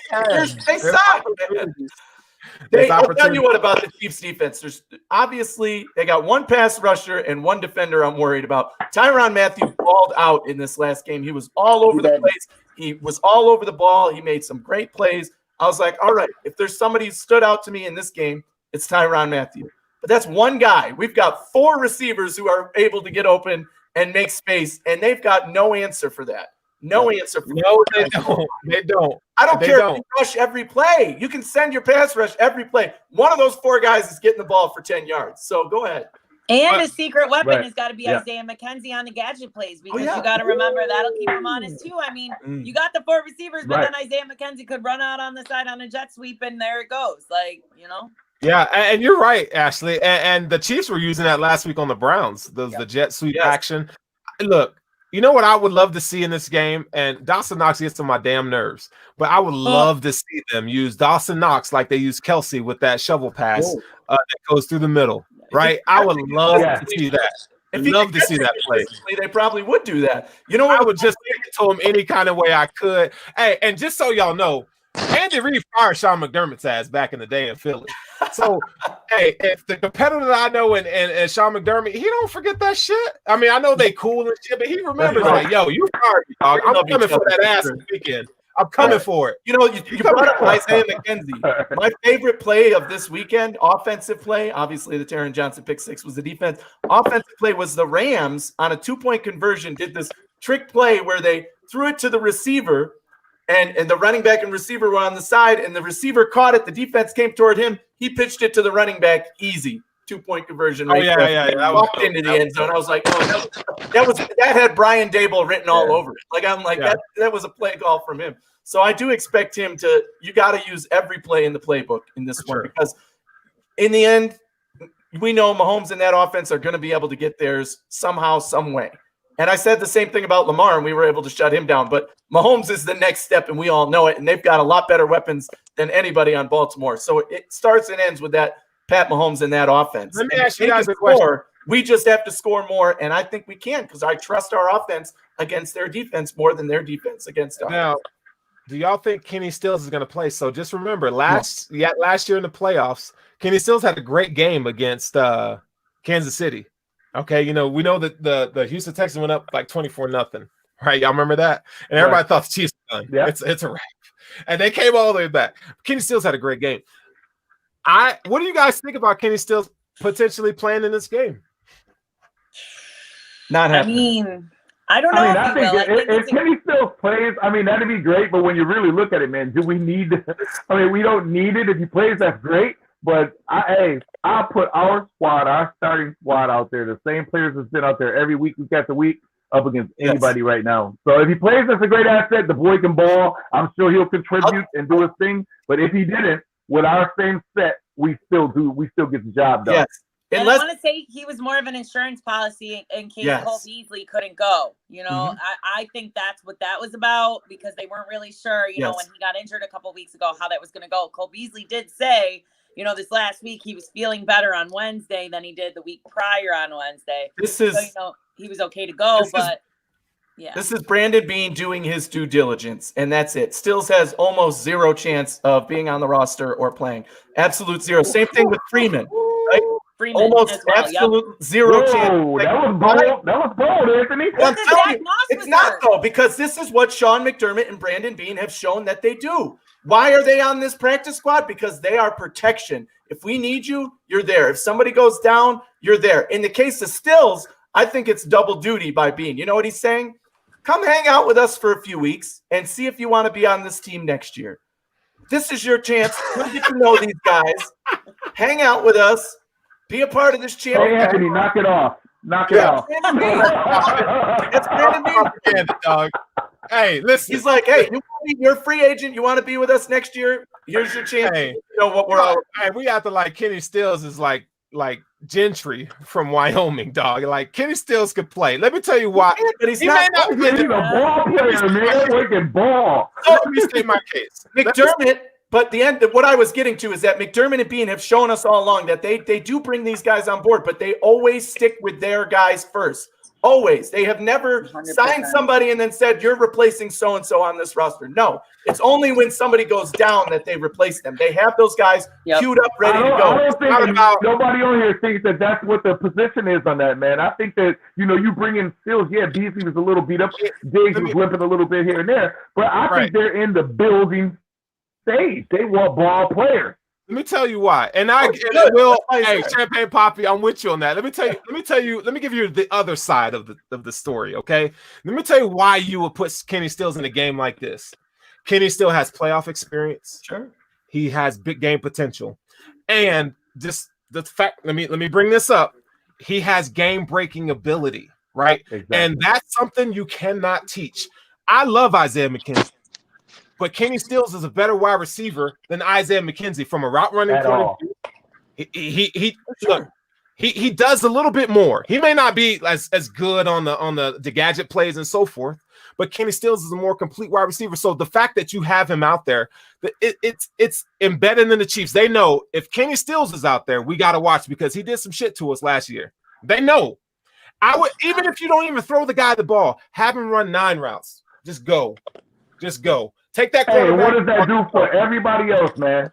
Get their ass tired. I'm not arguing with that. I'm not arguing with his skill set, but again, I don't think it's not just about loyalty. McDermott and Brandon Beane have shown throughout their career this is what they do. They don't bring these guys in.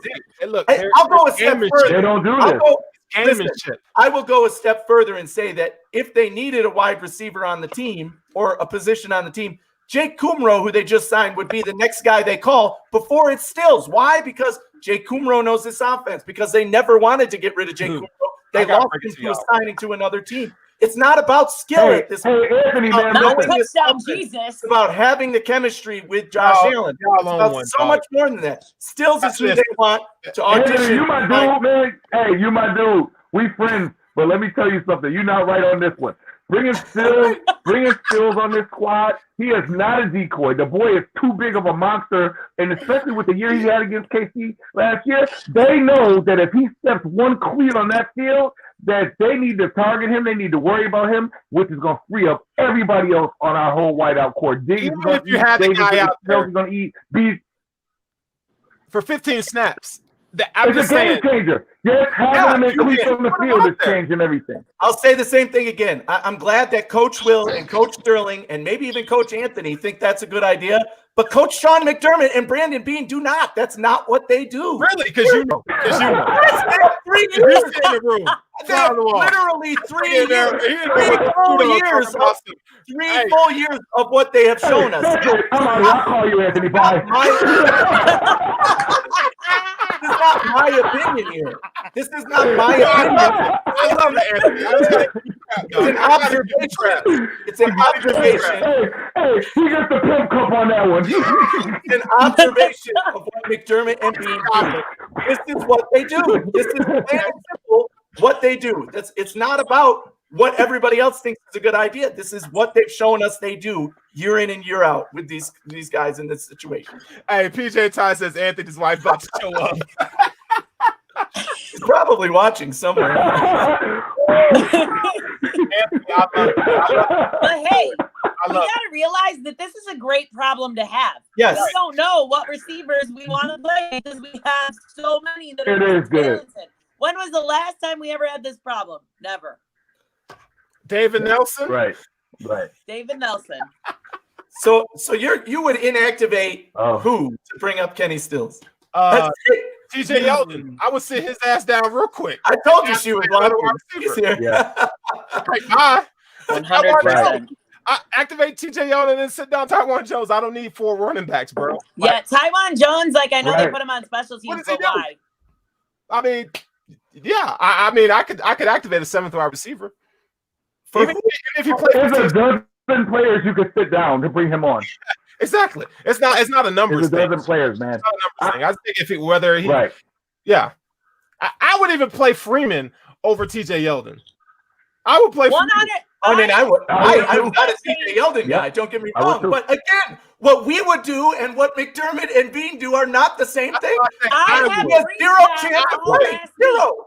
I pounded the table for Devonta Freeman to come in over TJ Yeldon or even Antonio Williams because you saw, even though he's a rookie, you saw what he could do against Miami, who's supposedly a great defense. And then you have, you bring up Devonta Freeman, who's been such a consistent guy. I mean, I always pick him in fantasy because I know he's going to be a starter eventually because someone's going to get injured.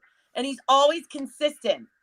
Yeah, he gives you something Devin Singletary doesn't, and that's burst. Correct. The man has burst. Devin Singletary don't got burst. Right. And I would love to diversify the running game any kind of way we can. Just look.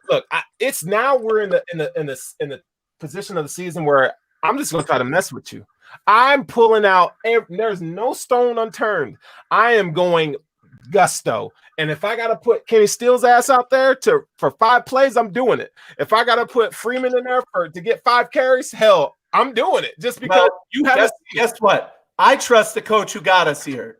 McDermott and Beane got us here. Yeah, don't know what the thing. They're not going to do that. I'm telling you, man. Yeah, and the only thing that I do doubt. I would bet on those 2 games. Listen to this. Look, the Sterling even watching this. Nope, I don't. No, but I just make this shit up. Never watched the snap. I do agree with Anthony in the aspect that they do pick the players that can do multiple things. So they can play special teams. They have another position. Great point. They like to keep those players active because God forbid somebody goes down, they have that insurance. So that's why they're probably going to keep Taiwan Jones in over maybe a Devonta Freeman or an Antonio Williams. And you know what? Just because they pick it doesn't mean it's the best thing to do. I would not be. I would. The special teams is great all year. I don't need Taiwan Jones. I'm sorry. I don't either. But I'm just saying that's the way that's what they're gonna do. Oh, yeah. Just because that's what they do doesn't mean it's always the right thing to do. Like we're good on special teams for a reason. Either they prioritize special teams, and our special teams has been phenomenal this year. Like not because of Taiwan Jones, They pay guys like Taiwan Coach and Tyler Medicaid. Rand Neal. Talk about Johnson. Those guys have been everybody. It's the whole team. Like it's. I'm just saying. Like this the battle of field position proved to be very important, as we saw in the Colts game. It drives me crazy. Probably more than any team in the NFL. We have prioritized special teams and improving on special teams, and it's worked well for us. Super chat. Hey, what's up, Angus Khan? Oh, I do love that sunburst guitar, by the way. I've mentioned that on the show, but thank you for watching the show. He says, I'm just glad Dable is sticking around. Yes. I don't think I would say that a few months ago. Correct. Well, I'm gonna let who wants to take that one? I'll just say that the one thing about Daboll, like his play calling or not, I mean, we've certainly 2 years ago, I was on the fire this guy train. Trust me, I will admit that right here, right now. I said this guy's an idiot. I bet I can search it right now and find it. Doesn't know how to use the weapons he's got, right? But I'm telling you, right now, the thing about Daboll is his relationship with Josh Allen. And that is what matters above anything else for this team right now. He has a great relationship with Josh. They have a great offense going. Does he make weird play calls here and there and like, what are you doing type things? Yes, occasionally. Does he get too creative at times? Yes, occasionally. But every Bills fan should be happy that he's sticking around because Daboll means Josh Allen is going to continue with his consistency, have that consistency, and hopefully improve. Okay, now you're right. You're right, and I think we're all happy. We mentioned this earlier in the show. We're all happy that Dable's sticking around. Yeah. I wasn't a fan of firing Dable though, because when you go back and look at the film, the second year, third year, or the first 2 years or whatever he was here, people were always open. It was just Josh Allen wasn't developed enough to kind of recognize the offense or recognize what was happening on pre-snap, and Josh Allen was fully learning how to play the game. So, he's been calling bomb-ass plays, right? He's been calling it. It just hasn't been clicking. And now, now you have a full array of weapons and it's complete. Now you're seeing the benefits of going through those growing pains. So I'm a big fan of Dable. YouTube user says, hell yeah, F special team coverage. We're not saying that. We ain't saying all that. We did not say I'm that. saying you can do better with Taiwan Jones. That's all I'm saying. Bills Cards 86 says start God. Not the Christian Wade train again. He's ineligible, right? He's the extra man on the practice squad. I love that guy though.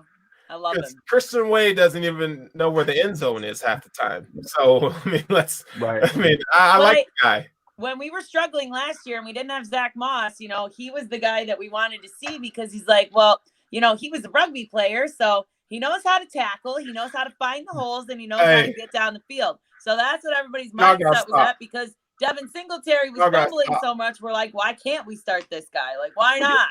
Listen, y'all sound like the kids. Y'all remember going to summer camp? Y'all remember going to summer camp and we'll say, guys, girl, that there ain't no hotties there, right? But you put the goggles on, and after a week or two, you're like, damn. Oh my God. We'd be like, yo, let's go. Wait, you be saying stuff like, he's only got 2 noses. That's not bad. Yeah. Hey, you're coming down there with the comment like, damn. It's a testament to how far this team has come since last year. I don't know what you're trying to say about this. You keep posting it. It's not going to be any more true. It's still completely false.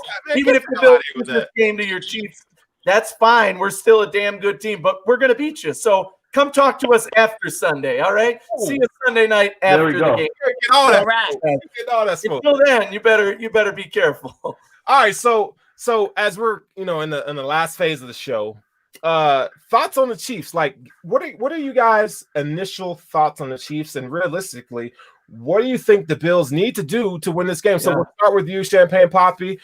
We'll go with you, Ashley, and we'll end with you, Anthony. Mm-hmm. I tell you what, man, my thing with the Bills winning this game is really simple, to be quite honest. And I'm taking Mahomes out of the equation because I don't care if he's on the field or not. Okay. We need to come out and punch these boys right in the mouth, meaning we need to come out using our weapons blazing. I don't want to play games trying to run up the middle, do all this stuff just over and over. No 3 and outs because we shouldn't even have 3 and outs in this game against this defense. We got way too many weapons at receiver. Our backfield, we already know it's not the best, but it is good enough to run against this defense. We get Singletary out in some space. You know, I don't want him running up, power runs, put him out in some space, man. Get him on some screens, get him in some space. Let him pick his holes from the outside. We got the weapons to draw everybody back. That's going to create that outside for him, give him 10, 15 yards of carry. I feel that. So, yeah, that's my thing, man. Come out guns blazing. Get the wideouts active early. Use that tight end over the middle. Exploit their defense because that's their weakness. As far as them on offense, I'm not so worried, man. Whether Mahomes is out there or not, our defense is playing pretty solid football. I think that they will get some points, but I do not think that they have a chance of beating us if we come out guns blazing. All right. Miss Petty?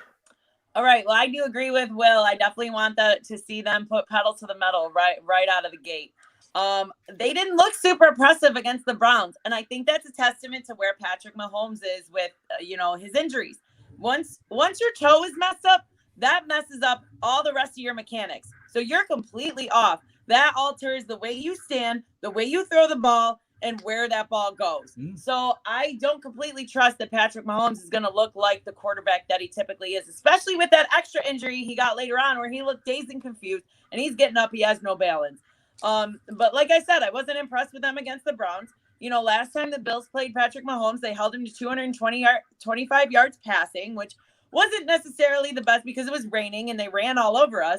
But to be honest, I think the defense being back will be able to combat that. And when we are on defense, when the Bills are on defense, we need to do something to create these turnovers, just like we did last week and just like we did the week before. Once we create those turnovers, that turns into points for this team, and those points end up winning us the game. So, and my last point, just let the haters and the doubters fuel you. Yes. You see Nick Wright still talking shit. You still see Darren Rovell. He got doused in freaking Frank's hot sauce and blue cheese today. I mean, you see all these guys out here still, Colin Cowherd, still saying he would pick freaking Baker Mayfield over Josh Allen. I don't know what he's smoking. I'm really not sure. But let them fuel you because you've clearly done it earlier this season. You watch Twitter. All those players watch Twitter. They do. Right. So let them or Juju dancing on your logo, playing on repeat in the locker room. Yeah. Exactly. Corvette. Corvette. And look at where that Corvette got you. A nice seat on your couch to watch the rest of the playoffs. Exactly. Let that fuel you guys this week. They want to see your shirt. Oh, and I do want to shout out 26 shirts because this was a great shirt. Yeah. Buffalo. I love that one. So you got the broken jet, you've got the broken little toy Patriot, and you've got the hole in the cotton dolphin. Because playing on the Grinch, which is the best and only Christmas story people should watch. Exactly. The play on Dr. Seuss. You gotta love it. Listen, there's times where people, come up with brilliant Twitter or YouTube names. Let's look at down here. Joel Osteen and Creflo Dollar, brother. This man took the time. Solid. You got two polar opposite preachers. You got Joel Osteen, who is I believe in you. You're gonna do great things. And Creflo Dollar's like, hey, name it and claim it. Where's my money? He said 48-year-old Jerry, get the hell out of here if you have not watched this season. Yeah. No. But it's funny. Good name. Love it. That's spectacular. I had to point that out. I had to point that out. Anthony, go ahead. Yeah, so this breakdown is interesting because this is now the only matchup so far in the postseason that we've actually talked about during the season because we played the Chiefs during the season. Unfortunately, as you've all alluded to, we were very much a hurt team at that time. Josh Allen was hurt. Jeff Feliciano was out. Matt Milano was out. Trey White was hurt. All these guys were down. Our defense was decimated. We got our ass kicked, to put it frank, right? They ran all over us. They beat us. Right. They did what they had to do. That is not going to be the story in this game. And I think it starts with the coin toss. Why? Because 99,000 times out of 100, 99,999 times out of 100,000, Sean McDermott will defer every single time. Not this game. You take that goddamn ball, you drive down the goddamn field, you score a goddamn touchdown, and you put them on their backs. Period. That is the key to this game. You start out strong. You have to take it. You drive down. You don't defer. Don't tell me, we want this second half bullshit. Not against this team. You can't do it. You have got to score and score often and show that defense what you're made of on offense. Because like Will said, I think our defense It's Pat Mahomes. First of all, they have Travis Kelce. They've got the speediest wide receiver in the game in Tyreek Hill. Those guys are going to get theirs. You're not going to be able to cover them every play because they're two of the best to play at their position. Will our defense completely shut down this offense? No, I think everybody in the world would be shocked if that happens because of the guys they have. But can our defense stop them in terms of making them score every drive, stopping them from scoring every drive while we continue to push on offense and score? Yes, I think that is absolutely going to happen. And shout out to my sister, who was the fan you were calling out earlier. She is actually a 49ers fan, but she also cheers for the Kansas City Chiefs. Oh, my God. She picked her teams randomly, literally randomly when we were, growing up. She's always cheering for them. So she told me this week she's been rooting for the Bills with me all the time, but she's like, not this week. I'm going with the Chiefs. So there are Chiefs fans out there hating on us. And for good reason. They could come into this game confident, too. This is the first game. Those Ravens fans who came in confident were being way too cocky, and I called them out for it. Like, you guys don't know what you're getting into. You think Josh Allen's still the Josh Allen of 2 years ago. Like, you haven't watched the games this year, clearly. Kansas City has reason to be confident. They're the defending champions. They've won their division. They've won everything that's in front of them. They feel like they're kings of the world, rightfully so, but they're about to get knocked on their asses by this team, and I truly believe that. It's not going to be a blowout, but you better believe that Buffalo is the team that is built to beat this Kansas City team. We can score better, if not just as much as they can, and our defense can hold them, and that's all it takes. Thank you for highlighting this comment because I wanted to make a comment on it. I don't ever wish injury on a player. I want to play the best Chiefs team there is. I want Mahomes in there. So I just wanted to comment on that. I want Mahomes to be 100% too. 100%. I think the toe is going to affect him more than the concussion in the end of things when it comes to throwing the ball. But the thing is, he was perfectly healthy before this, and the last 6 games he played in, he did not look impressive. I've said it every single week on this show. Mahomes and that team found a way to win games, and in the end of the day, in the postseason especially, that's all that matters. Doesn't matter if you play your worst game on everything and you get lucky and you win by 1 point. Guess what? You won. You're going to the Super Bowl. So Kansas City has found a way to do that, but Pat Mahomes has not been impressive these last 6 games. And I don't care what anybody says. Watch the games. We live in Denver, so we've gotten a lot of the Kansas City games this year. I've seen a lot of them on TV, and let me tell you, they are not the team that they were last year. They are not this dominant offense. Pat Mahomes has looked like something is wrong with him all year. I don't know. Maybe at the end of the season they will say, oh, he's had turf toe all year and now he aggravated it. I don't know. But he's not the same player he is. He's still able to make plays. He's still dynamic. He's still the biggest threat on the field. And I hope he's 100% for this game because I want to beat him and show them that we are the better team. I know that in the preseason, us guys on the Hoof all said that was the key game that we wanted the Bills to win.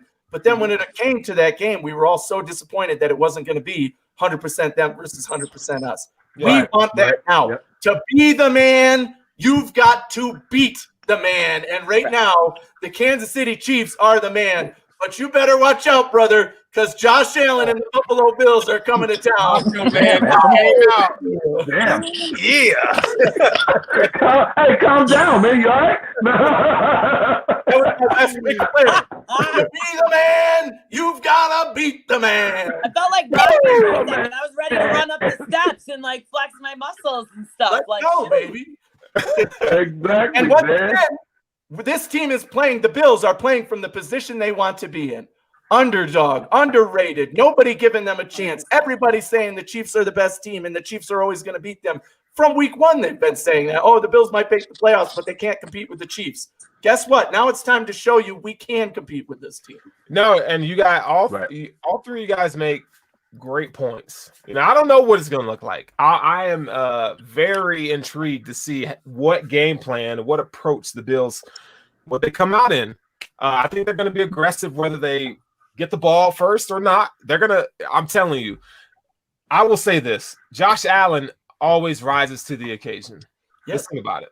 He will have so much to prove. He may come out a little fidgety, but I guarantee you 2nd, 3rd, and 4th quarter, it's on. It is freaking on. That guy, he's going to ball out. Stephon Diggs, look, listen, y'all already know these guys are going to be hyped up. They're going to be hyped because nobody, if you talk about a perfect storybook ending, this is it. This is it. It doesn't get much better than this. Like, there's so, like Ashley, like you mentioned, there's so many storylines. Even if we were to get to the Super Bowl, But this week, there are so many things to look at, so many things to be excited about. And this Bills team has a chance, an opportunity to do something that we haven't seen in a long time. I mean, go back and look at the Panthers from 2015 and what Sean McDermott and those guys were able to do. This is very reminiscent of that. And you have veteran guys in this locker room that are going to get everybody in the right mindset.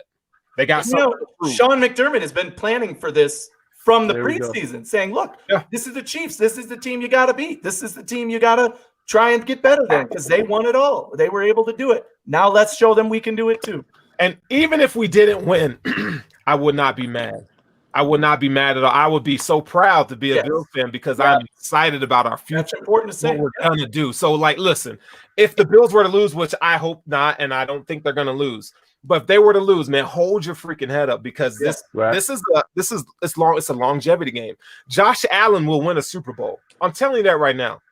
In the next 2 years, Josh Allen will win the Super Bowl. You heard it here. Right. It's gonna happen. For sure. All the haters on my timeline on Facebook, all the haters who always show up on all my Bills posts this year and say, you're posting this now, not when they've won the division, not when they did this. Oh, you're posting this now. Oh, the Bills are going to lose the first game of the playoffs. Oh, classic Bills. All those guys suddenly disappeared on all my Bills posts on Facebook. Suddenly they're not saying a word. Suddenly they don't see anything anymore, or they see it and they're just like, oh, I'm going to let that go. Why? Because the Bills have arrived. If anybody on planet Earth now says the Bills suck or the Bills aren't any good or the Bills are the same old Bills, they're stupid, plain and simple. You're stupid, and we don't even have to acknowledge you because you have no idea what you're talking about at this point. So that's it. If the Bills lose this game, they've still had a hell of a season. When you look at the history of Buffalo Bills, man, Anthony, the history of the Buffalo Bills created all those monsters. The Buffalo Bills have let fans down ever since Dre and them were here, man, to be quite honest. And that's a big problem. Yeah. You know, so that's when you get those mentalities. And you get other people who rightfully should say those things. It's the truth. Buffalo let us all down for years. But this is a new day. We have new owners. We have new players. We have owners that are buying the players that we need to compete in this league. Not only to compete, they're buying these players to win, man. I mean, they are bringing these boys in with the winning mentality. So all the haters and anybody who's ever gotten down on the Bills, they can laugh about those 4 Super Bowls all they want. Because we are about to eat for the next decade with what we put together right now. Yeah. All right. So, listen, it's been real. Look, what a show. What a freaking show. Hey. It was a great show, man. Hey, I enjoyed it. It was a great show. Yeah, thanks for having us on. This has been great. No, I got a bone to pick. Okay, y'all ready for this? You two down there. Let's get it. I got a bone to pick. Let me know when y'all want this, okay? Sterling, where were you when Will was here last year, man? Drop it like it's hot, big dog. Let's I'm get about to drop it like it's real hot. Let me set if this you want up to put it in a goblet right now, let me set you up first. Okay. No, not the goblet. Let me set you up first. Hey, Will and I. It is what it is. It is what it is, man. There it is. Will and I met last year at the playoff game when we were playing Houston. Stevie Johnson and his crew came here to watch the game with the Colorado Bills backers. It was amazing. I went to all the events. I got to hang out with Stevie and his crew. I got to hang out with Will. We got to know each other. We talked podcasting. It was awesome. And Will and I have maintained contact since then. But where was Sterling's ass during all that? He didn't even show up for any of the events. I was in Houston watching the game, baby. Yeah. So you were at the game, but you missed out on that. You talking about the events in Denver? Huh? What? What events are you talking about? He talking about when y'all came out here for the Bills back in Denver. Yeah, I was in Houston watching game. No, man. Hey, you. No, I don't want to hear y'all about to get all this. So that being said, I know where Sterling was going. Yeah, because look, y'all have Anthony on all the damn time, all the time. And you're mad you didn't come on our show. I just be out here like, yo, like. I knew he was going with this because he gave me shit the last time. You know what I'm saying? Like, you're regular, dog. I never met you, man. That's what it was. Yo, I met Anthony. I was the one I told Fredo. I told him to get him on because actually we were short a guy that week. And I was like, you know, my dude from Denver, let's get him on. This will be perfect, you know. But, you know, now that you know, talked about me, Champagne Poppy, talked about my goblet, you know what? From now on, it is what it is. It is what it is. next time you can get on the pod, dog. We might just have to start doing this every week. I know, we right? got a good vibe. We might just have to do it. We might just have to. It's great chemistry. But, hey, these guys are part of the Why So Serious pod. They do a damn good job. Their content is A++. Okay, you get it from all angles, man, and we really appreciate what you guys do, seriously, and the work that you guys put in, and the vibes that you guys put out in Bills Mafia. It's appreciated, and I like, seriously, this is so sincere from Anthony to myself to Eric, who's sick tonight. Like, we really respect what you guys do, and we appreciate y'all. Like, there is no animosity, there's no beef, there's no pod wars, nothing like that. Like, yo, we are a family, and we really appreciate what you guys do. So before we even get off the show tonight, man, can you guys talk about what you're doing and how fans can follow you and what's going on? All right. So, oh, shoot. Well, we've changed our Twitter so many times. I couldn't even tell you what it is at this point. I believe it's at Why So Serious Pod. Currently, we've had to change it a couple of times because of, I don't know, there was another podcast with Why So Serious, but they do like the movie aspect of it. So you can find us there. We're going to start to bring out a little more next week. You know, I don't know that we're doing a show this week. Our guy also had a family emergency going on. Okay. So, you know, this was a good vibe that we got going this week. Hopefully we can do this again in the future. It's been a blast. Thank you guys so much for having us on last minute. We definitely appreciated it. You want to know something, man? Our podcast, the good thing about doing podcasts as a whole, and not just our podcast, you know, we started that thing, you know, with Stevie Johnson, you know, Donald Jones, of course, is our guy too. You know, myself, Michael Lafredo, you know, and of course, Ashley. The thing is, you know, when you talk about podcasts, you know, some podcasts do have a little animosity here and there, man. We're Bills family, man. And, you know, we all come together, whatever products we can bring to the table, you know, whether it be some of my friends, Emos, Lee Evans, whoever the guys are, you know, we come together as a group. And collectively, that's what you want to do as podcasters, you know, because you can bring your fans different perspectives from different parts of the world. You know, we're right here in Buffalo. You guys are in Denver, but huge Buffalo fans, obviously. So, you know, you want to be able to integrate those things and make a better show for everybody.